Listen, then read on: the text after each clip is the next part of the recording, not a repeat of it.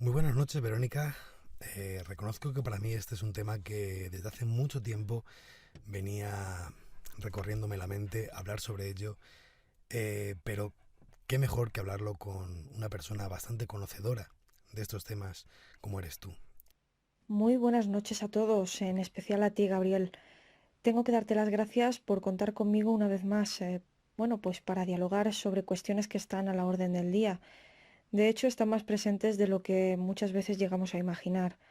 Contar conmigo y con la criminología y cederme un espacio aquí en tu canal, pues me hace sentir muy satisfecha. Bueno, Verónica, pues vamos a hablar un poquito de este tema, a ver si todos podemos aprender algo y que la gente conozca un poquito más sobre la vida de Charles Manson y las sectas. Para empezar, me gustaría preguntarte que por definición, eh, ¿qué sería una secta? ¿Qué podríamos llamar secta? Si nos detenemos a tratar de definir lo que podría considerarse una secta, podríamos hacer referencia a lo que sería un conjunto de seguidores, de una determinada doctrina religiosa o ideológica muy concreta, ¿vale? Que representa una sección, un sector, una parte que en cierto modo, pues se ha desprendido de lo que sería el conjunto más amplio, ¿no? Como que se ha cortado, que se ha separado. En todos los casos, digamos que la palabra secta al fin y al cabo tiene una connotación de división, de ruptura, una connotación negativa.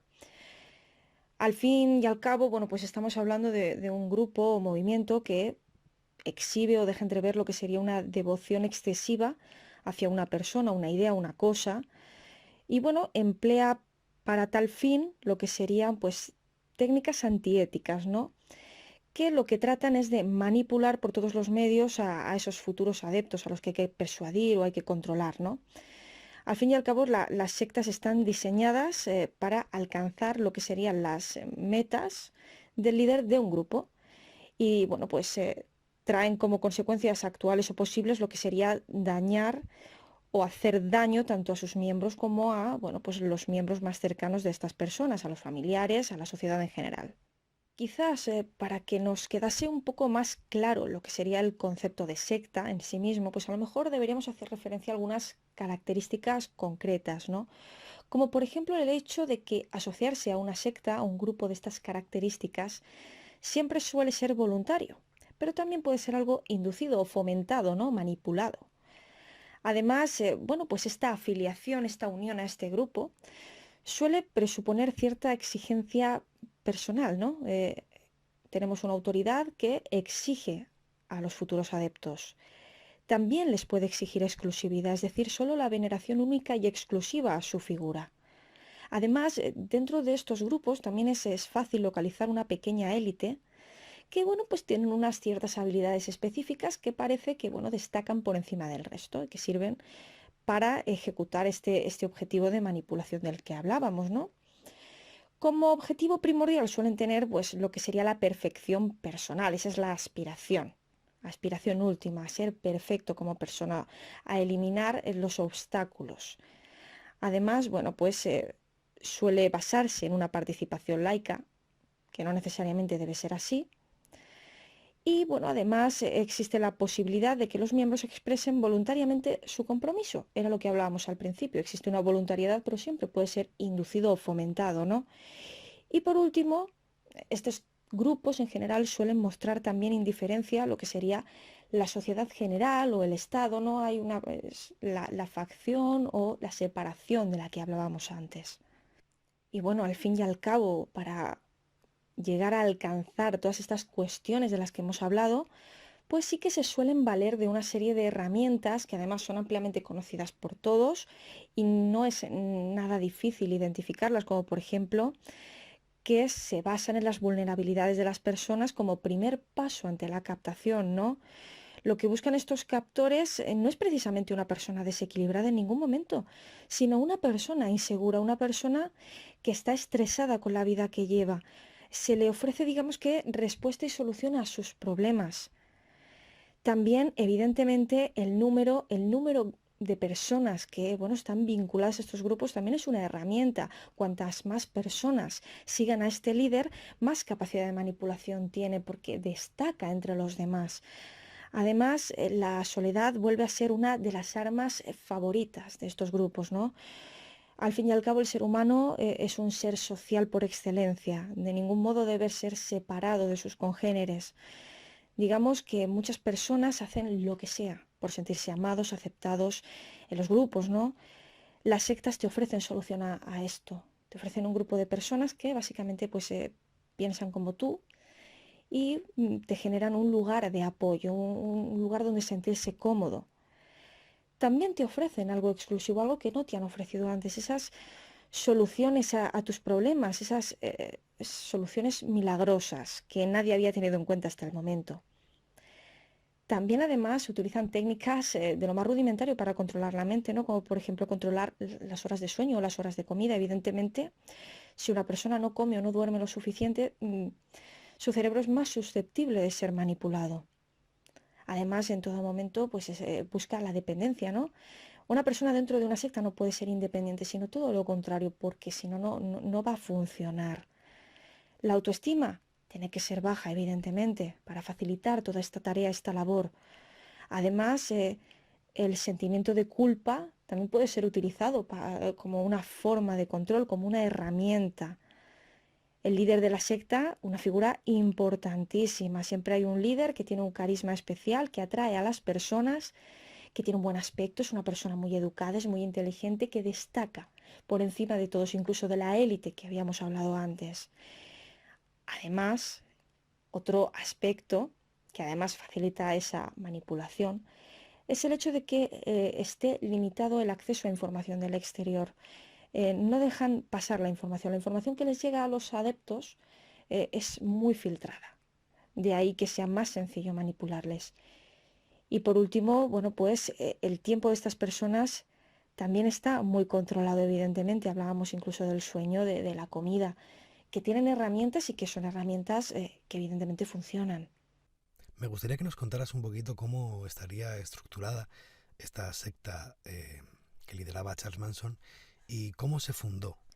Bueno, en relación al caso concreto de la familia Manson, que es la secta liderada por Charles Manson, sabemos que fue una secta establecida en California, más o menos a finales de los 60, que estaba dirigida evidentemente por Charles Manson y que, bueno, ganaron una cierta importancia nacional después del crimen de Sharon Tate y de otras 4 personas en agosto del 69, ¿no? Cuando, bueno, 4 miembros actuaron bajo las órdenes de su líder, ¿no? Se confirmó además que otros miembros del grupo también habían sido responsables de otros muchos asesinatos, agresiones. Existen indicios, ¿vale?, de que la infancia de Charles, pues, no fue fácil, ¿vale? La influencia familiar es algo que siempre debemos tener en cuenta. El factor familia puede ejercer un papel protector o, por el contrario, un papel nefasto, un factor de riesgo, ¿vale? Digamos que Charles creció en el seno de una familia multiproblema, ¿vale?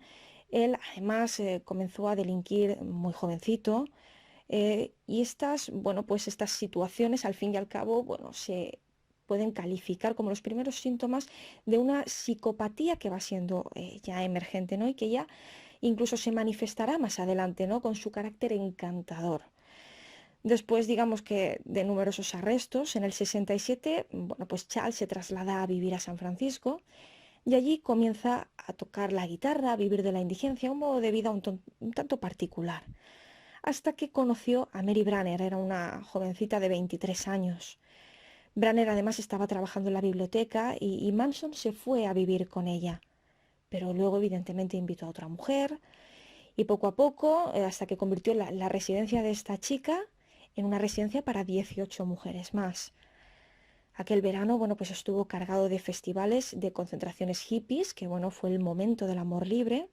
Fue un momento crucial porque además aumentaron considerablemente sus seguidoras, eran mujeres en su mayoría, evidentemente, y aquí es el contexto donde nace la familia Manson, una especie de comunidad del amor, ¿no? En la que Manson se convierte en el líder. Antes de que terminara el verano, bueno, pues Manson y 8 o 9 de sus seguidores subieron a un autobús escolar que habían personalizado al estilo más puramente hippie, con alfombras, con cojines de colores, con flores, ¿no? Y recorrieron numerosas ciudades de la zona. Branner incluso llegó a quedar embarazada y dio a luz a un niño. Tal y como hemos hablado, el grupo en sí mismo, bueno, pues estuvo involucrado en varios asesinatos, robos, asaltos, y siempre bajo las órdenes de su líder, de Charles Manson.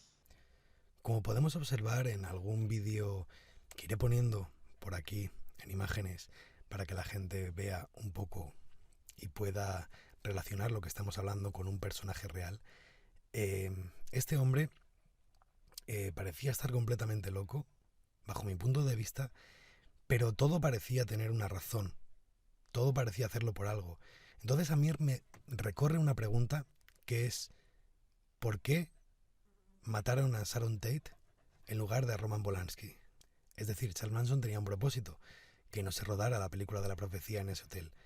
Pero si hubiera matado a Roman Polanski, eh, creo que hubiera quedado claro que no se hubiera podido rodar la película si hubiera muerto el director. Pero deciden matar a su mujer, con la consecuencia de que al final la película se rodó ahí. El motivo de la muerte de Sharon Tate no fue quizás de la forma en la que lo estamos planteando ahora, ¿no? Parece que todo fue más sencillo de entender y que tenía una motivación clara, ¿vale?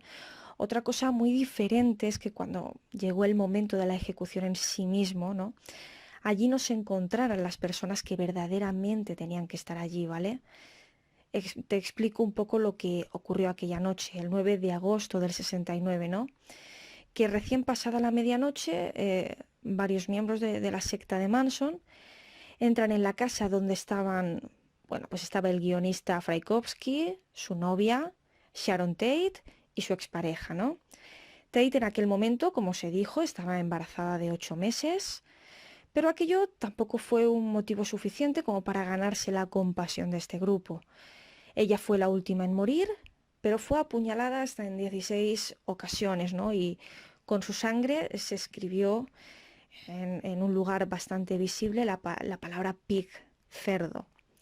Digamos que tras la investigación que se desarrolló posteriormente y las confesiones que fueron hilando de cada uno de aquellos autores, se concluyó que lo que Manson quería en realidad no era matar a Sharon, evidentemente, sino a Terry Melcher. ¿Quién es Terry Melcher? Bueno, estamos hablando de un productor musical que le había negado la posibilidad de producirle un disco. Así de simple. Él prometió que su venganza iba a ser sangrienta, de lo más horrible, ¿no? Así que lo que hizo fue mandar a sus secuaces, a sus adeptos, a asesinar a todos los que estuvieran en la mansión de este señor, de la forma más horripilante posible, de la forma más sangrienta. Sin embargo, el azar quiso que el productor musical, bueno, pues no se encontrase en su domicilio, pues se había mudado, él se había marchado y había alquilado esta mansión a Roman Polanski y a Sharon Tate. Parece ser que no existe ninguna prueba de que Charles Manson cometiera ningún asesinato, absolutamente. Entonces, ¿sería ese el motivo por el que Charles no fue condenado a pena de muerte, sino a cadena perpetua? Bueno, en relación a la condena, digamos que Manson fue llevado a la prisión estatal allí en Los Ángeles en abril del 71 y fue llevado con 7 cargos de asesinato en primer grado y con un cargo de conspiración por las muertes de estas personas, ¿no? Es decir, Manson sí que fue acusado de los crímenes que él mismo motivó, aunque nunca llegase a estar involucrado en primera persona, es decir, que nunca llegase a mancharse sus manos con sangre. Él era en realidad la cabeza pensante de toda esta maquinaria. Él en un principio sí que fue condenado a muerte, ¿no? Cuando la pena de muerte estaba vigente en el 71. Sin embargo, al declararse inconstitucional en el 72, se le volvió a condenar, pero en esta ocasión a cadena perpetua e incluso con la posibilidad de la libertad condicional. Su sentencia de muerte original, digamos que fue modificada en febrero del 77, dando lugar a lo que sería la cadena perpetua, ¿no?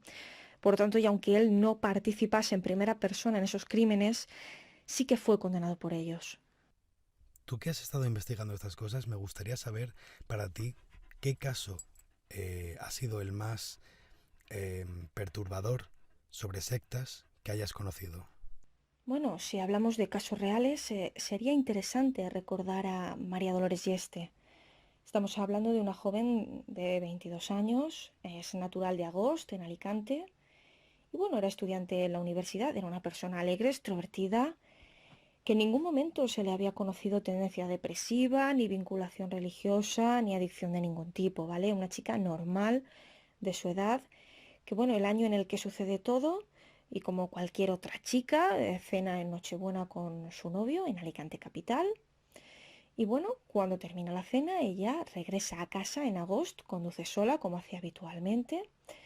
Ella se pone su pijama cuando llega a casa y comienza, bueno, pues a releer algunos párrafos de los libros que ella almacenaba en su mesita de noche. Entre ellos estaba la Biblia, ¿no?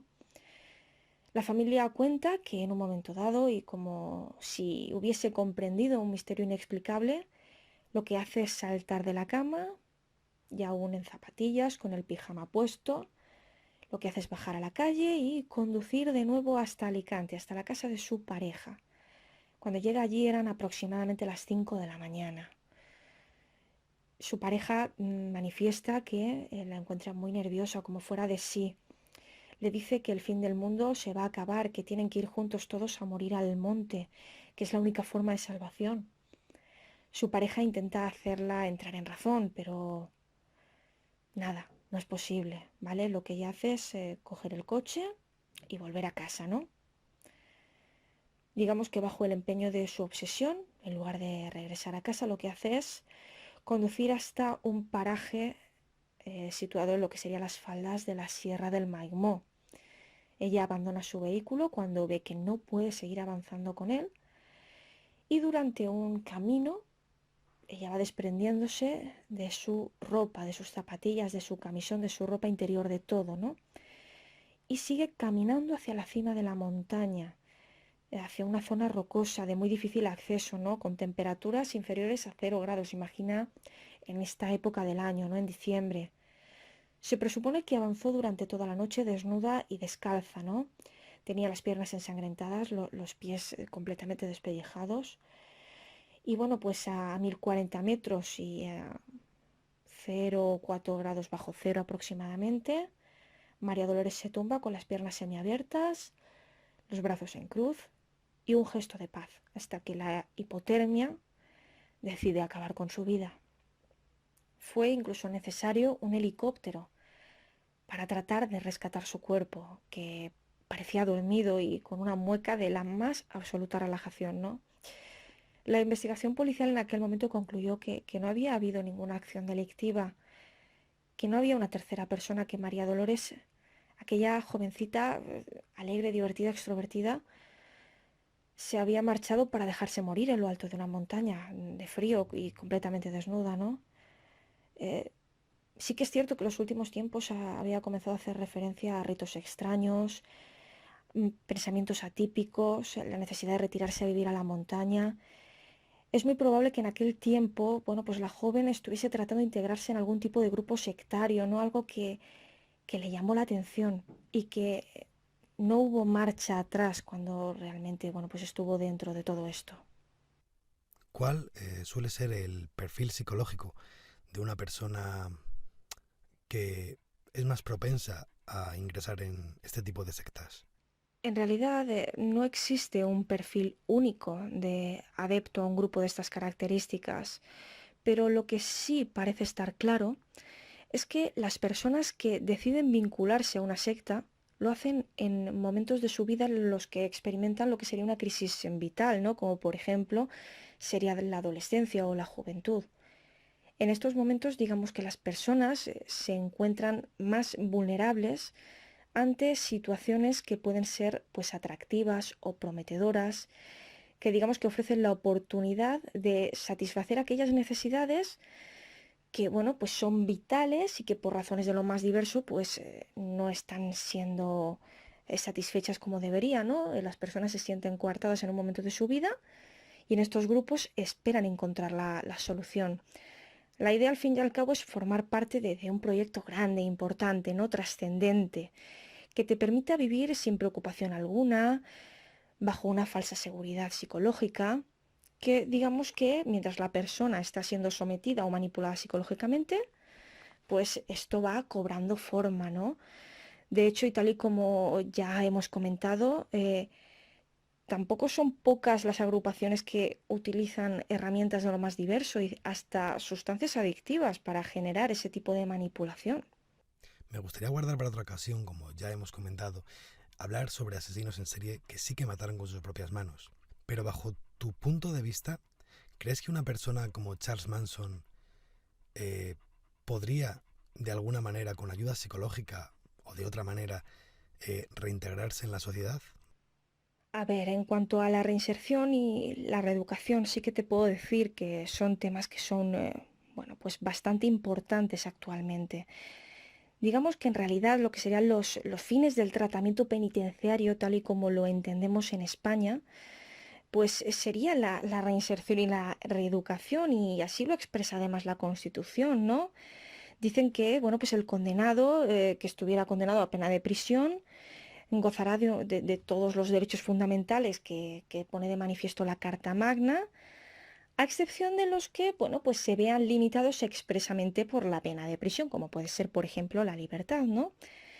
Digamos que lo que hace nuestro sistema, ¿no? Para entenderlo, es partir de una intervención amplia que además incluye actividades de todo tipo que lo que hacen es promocionar el crecimiento personal, las capacidades del delincuente, para evitar que la situación en el futuro se vuelva a repetir. Esa es nuestra idea, ¿no? En otras palabras, por ejemplo, que el infractor superase aquellos factores que dieron lugar a aquella conducta delictiva y criminal. Pero es cuando nos surgen varias preguntas, ¿no?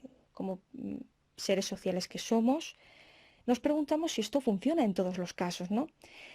Si es igual en una persona que, por ejemplo, ha robado por necesidad para dar de comer a su familia, o para un asesino psicópata como el que podemos estar hablando, que acaba con la vida de numerosas víctimas a las que ve sufrir bajo el dominio, ¿no? Entonces ahí, bueno, tenemos esta dicotomía que nos da que pensar, ¿no? Porque entra en juego otro factor a pesar de que no lo hayamos tenido en cuenta.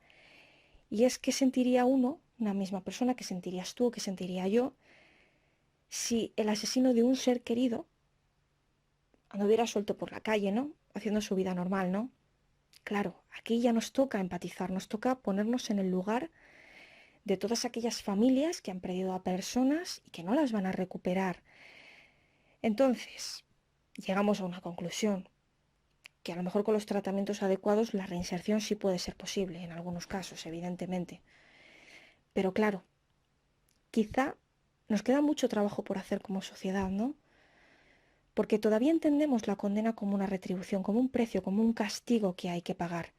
Entonces, necesitamos concienciarnos antes de que eso es posible para poder ver más allá. Bueno, pues Verónica, muchísimas gracias por estar aquí esta noche, dándonos este punto de vista tan profesional y sobre todo teniendo en cuenta que tu tiempo últimamente no es que sea mucho. Estás bastante ajetreada y por eso no puedo más que darte aún más las gracias por estar aquí esta noche. Buenas noches, Verónica. Muchísimas gracias una vez más, Gabriel, por dejarme espacio en tu canal, por dejarme un ratito para poder hablar y compartir sobre lo que sería la criminología y algunas situaciones que, bueno, pueden ser socialmente relevantes y deberíamos tenerlas todos en cuenta.